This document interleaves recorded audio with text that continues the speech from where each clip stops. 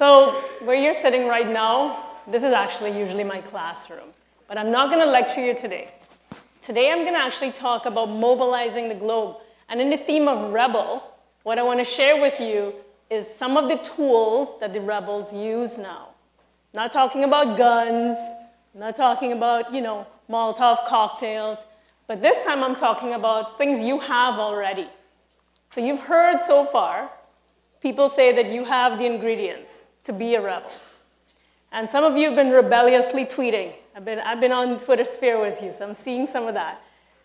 But I'm going to show you what other people have been doing with your rebel tools. And we're going to talk about it today in this short presentation called Mobilizing the Globe.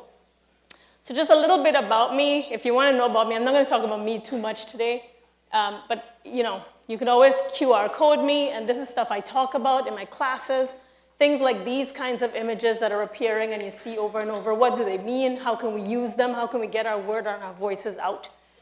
For 15 years, I was in industry, and I worked all around the world. I had this dream job where I was on a plane, flying to these amazing parts of the world, and not just your usual amazing places, but places like the Maldives and the Seychelles in the Indian Ocean, or to Dubai, or to Panama, and I was actually working with a global company at the time.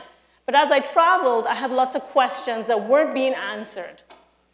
They weren't being answered by my companies, and I decided I would go back to school, get my PhD, and start exploring those questions. So for the last 7 years, I've been in academia, pushing the notion of social media, new media, and how it's being used around the world in the places that I visited. So we'll talk a little bit about that now. One of the things that I got intrigued with is how mobile technology is transforming the way that we live in this world, right? And basically thinking of this idea of literacy. And what are the sort of broader implications of literacy in this new world? And as I thought about that, I thought literacy, as we were always told, we seem to think it's about reading and writing, which partially true. But as I explore with my students here, literacy is way more than that, and it's actually owning the competence to exploit cultural resources and learning to use text, auditory things you hear, things you see, things you touch, and other multimedia resources to perform the tasks of everyday living. And I say to my students, when I traveled the world, I saw people who were really learning to use these tools to transform their lives. And so I'll give you some of those examples now. So, first, the Grameen village phone ladies of Bangladesh. I had the unique opportunity to visit Bangladesh well after Muhammad Yunus was there. Muhammad Yunus was when he was a young professor in Bangladesh of economics, he was a professor of economics. He was at university and he did his thing in the university classes just like this. And he'd go home every day and he'd pass these really poor villages where people were struggling to just eat, to live. And he thought, what's the point of being in the university teaching topics on economics when this poor villager needs less than $10 to basically launch a business, and no bank will give a villager $10 because they're not sure they'd get their money back. Too small, the amount was too small. So out of his own pocket, he gave someone $27, a group of people, and they paid him back his loan. And then he started this idea of microcredit, that you could use small amounts of money to launch entire villages. And the idea behind the Grameen phone ladies, is that they could use one mobile phone in a village, and one of the women in the villages would run the business, and the villagers would share using the phone. It's kind of like a mobile pay phone. And they built their businesses up like that. And in the beginning, when it was running, it was phenomenally successful, and you saw people raising themselves out of poverty using simple devices.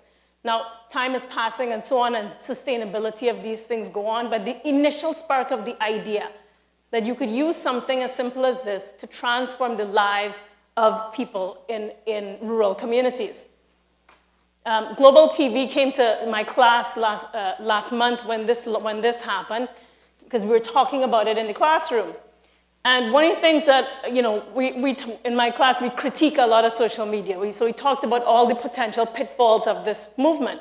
But one of the things that was interesting was that a half-an-hour-long video, right?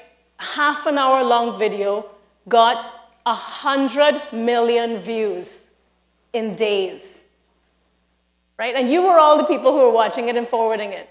So despite all that happened after that, the idea that something like YouTube could be used and Vimeo to send something viral and to get a message through that fast, that's never happened before, ever.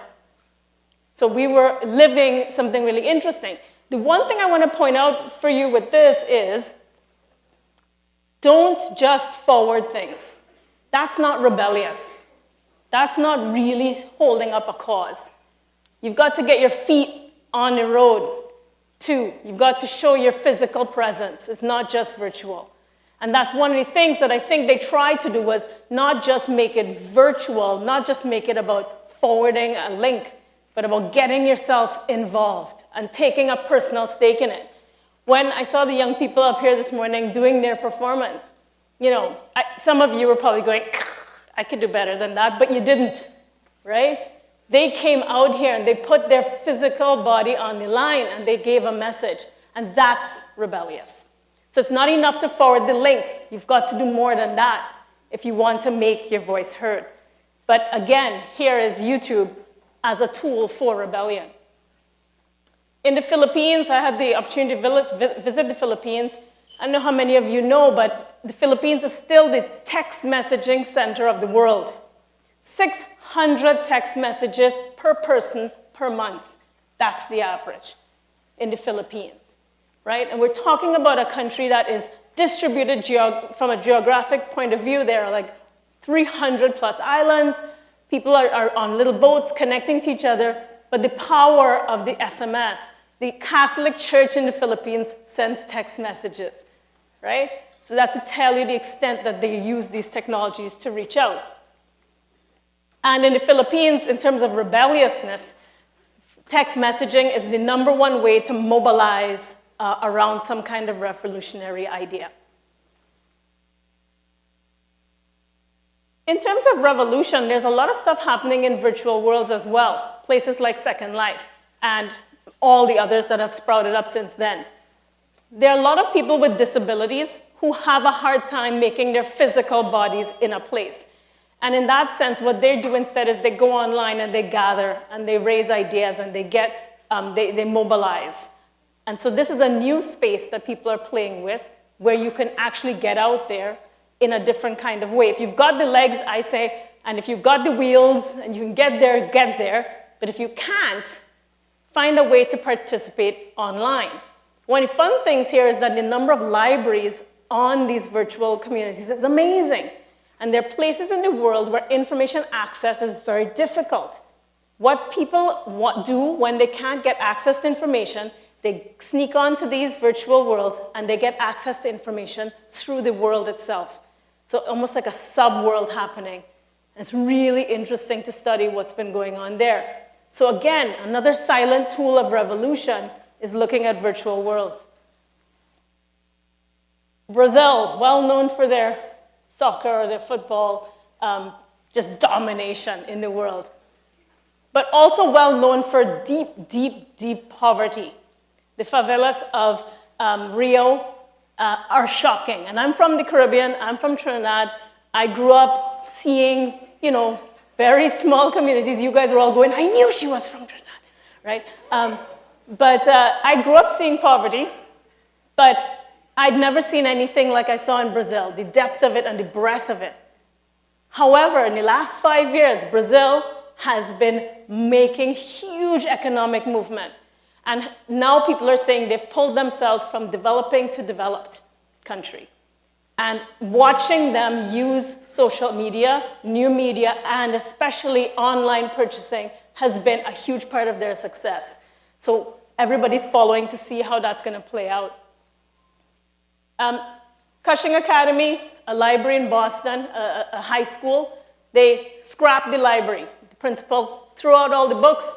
They're only using e-resources and databases, in a way being rebellious. It's not catching on yet. Everybody's watching to see whether it's going to fail or not. But taking a huge step to say we want libraries to be social spaces. We don't want it to be about the books, and people can get information online. So we're watching to see how that rebellion works out. The last is around the little rebels that are coming up. The rebels who were born in the last few years, who know no other world but the one that you know now, right? And I'm watching, in particular, the way they use kinds of technologies to overcome disabilities. So a lot of my research is around autism, people who can't speak with nonverbal disabilities, using tablets and iPads to get their voice out there in a different way. And it's phenomenal. People that we thought couldn't even think because they have no brain, because they have some disability, suddenly writing books and telling us all that's been happening inside their minds. Again, using these technologies to make their voice heard. So I'm going to stop, because I think if you want to know more, I invite you to come on and join us here. The program I teach in is ICCIT. There are people outside who could tell you about it. But we definitely explore the role of culture, communication, and digital technologies, and really question a lot of the stuff you're hearing today. So if you ever want to reach me, I'm always happy to take you an email and use your Rebel tools.